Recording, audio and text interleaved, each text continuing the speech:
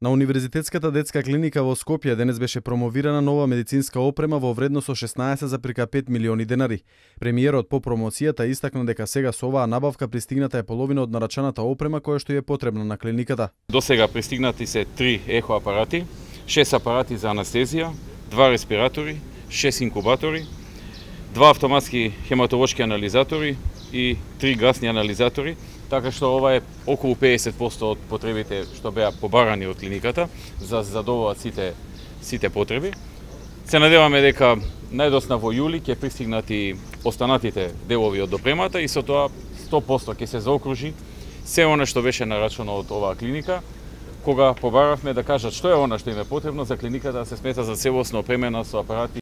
Груевски посочи дека наскоро оваа клиника ќе ги има сите потребни апарати со што ќе се подобри нивото на здравствената услуга. Инаку оваа опрема е дел од проектот за набавка на медицински апарати низ целата територија на Република Македонија во вредност од 100 милиони евра, а се инвестираат дополнителни 100 милиони во реконструкција и изградба на нови здравствени установи. На промоцијата присуствуваше и министрот за здравство Никола Тодоров.